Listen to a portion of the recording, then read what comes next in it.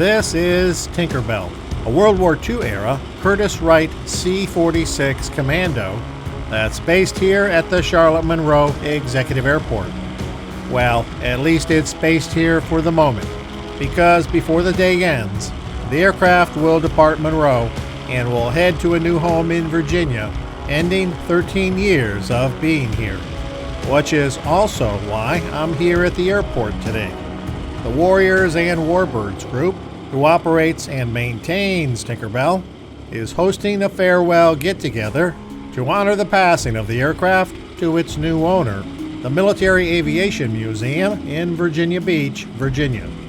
Right now they're running up the engines to make sure everything is in good working order.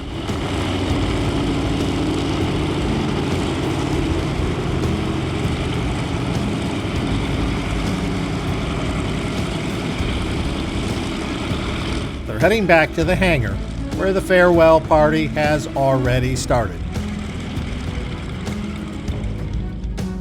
As I walk over to the hangar, I see that Monroe Fire has their Oshkosh 4x4 Striker unit, as well as a Pierce aerial ladder truck positioned here on the ramp, watching over the crowd and the aircraft during its last few hours here. The C-46 Commando, sometimes referred to as the Whale, among other nicknames, coined by the servicemen that flew and maintained the aircraft, was developed by the Curtiss-Wright Company in Buffalo, New York in the late 1930s. Designated the CW-20, their goal was to build a modern pressurized airliner to compete against Boeing's B-307 Stratoliner. When the CW-20 flew for the first time in March of 1940, the Boeing 307 Stratoliner was already flying passengers in pressurized comfort. And now the Douglas Aircraft Company was developing their new DC-4. Competition was fierce, but World War II was about to change everything. With war raging in Europe, the U.S. Army Air Force took an interest in the CW-20 as a transport and purchased 46 of them. The Army asked for several changes. One, they didn't need pressurization. The floor needed to be reinforced, and large cargo doors needed to be added to both sides of the aircraft, which received a military designation of C-46A. When the war broke out in late 1941, Curtiss suspended development of their CW-20 passenger airliner and focused on the C-46 for the military.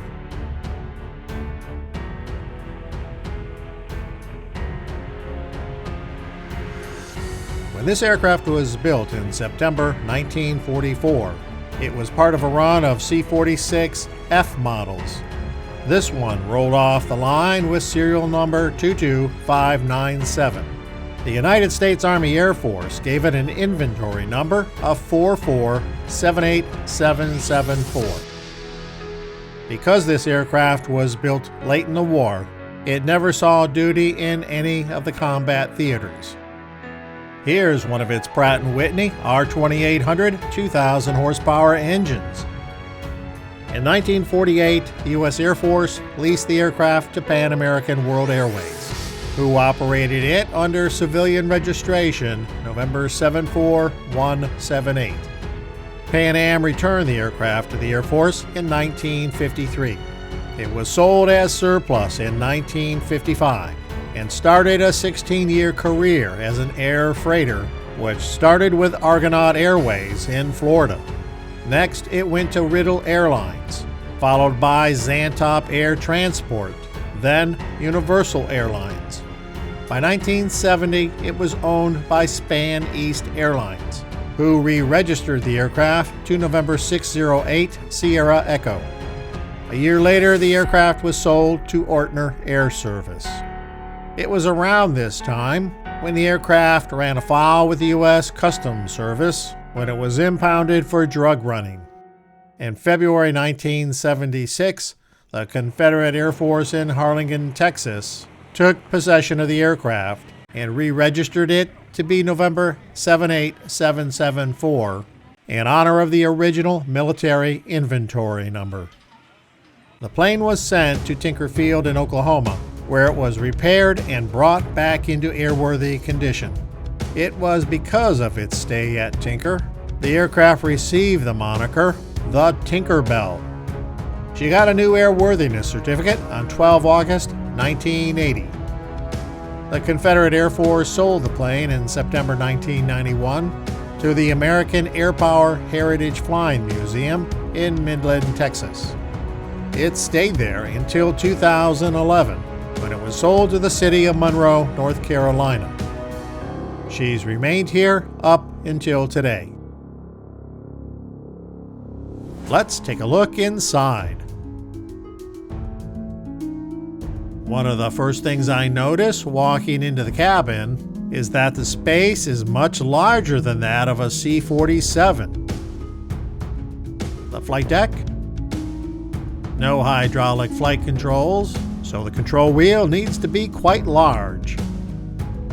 The center console, containing elevator trim, prop, throttle, mixture, and cowl flap controls, rudder trim, aileron trim, flap and tail wheel lock levers. On the overhead panel, we've got various switches for lights and de-ice and anti-ice systems. Looks like 2 direction finding radios. The Air Transport Command logo, engine start switches, battery and generator switches, more light switches and rheostats, and anti-icing switches. When the war ended in 1945, many thought the C-46 would be the next passenger airliner. After all, when compared to the Douglas C-47, the C-46 could outcarry and outfly the smaller Douglas aircraft. But that never happened. Why? Part of the answer lies in the fact that Curtiss built a little over 3,100 of these aircraft, while Douglas well over 10,000 C-47s. But what hurt the Commando was it required more maintenance and suffered from fuel leaks that sometimes resulted in fires and in some cases in-flight explosions. But make no mistake, the C-46 served the military well during the war, mainly associated with flying the so-called hump over the Himalayas between India and China. It also served to a lesser extent in the European theater. After the war, the Curtiss-Wright Company never revisited the development of the aircraft, and production ceased. The C-46s built for World War II would live on for decades to come, serving both U.S. and foreign military service, as well as in freight operations around the world. Let's go take a look and see what's going on in the hangar. Hot dogs and burgers. I'll be looking at the moon, but I'll be seeing you. Lovely summer's day in everything that's bright and gay. I always think of you. Pratt & Whitney R2800, but I don't know if this is a spare or simply used as a display. To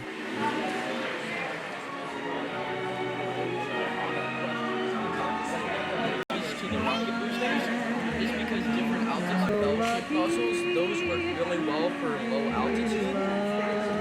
Just kind of with the outside.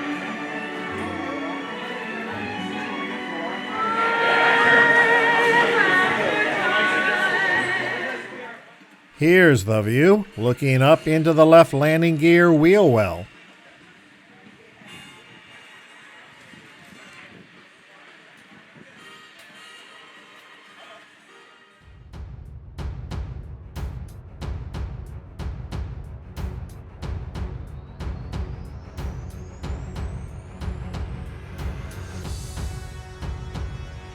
Back out to take a closer look at the fire apparatus on the ramp, starting with this Quint truck, which is a combination pumper and ladder truck.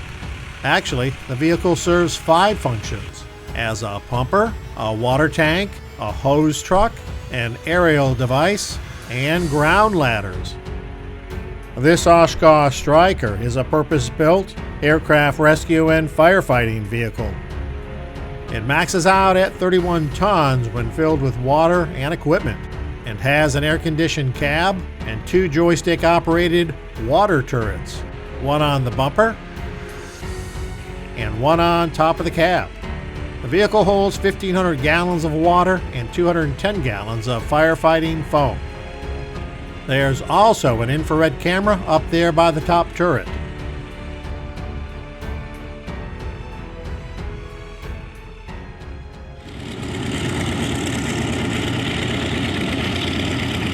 It looks like the Tinkerbell is about to head for its new home. I have no doubt they will take good care of the airplane. Maybe she might even return for an air show appearance. Who knows? One thing is for sure, you can visit the Bell should you find yourself in the Virginia Beach area. Stop by and say hello to Monroe's former aviation ambassador. And remember, life is a journey. Enjoy the ride, and thanks for watching.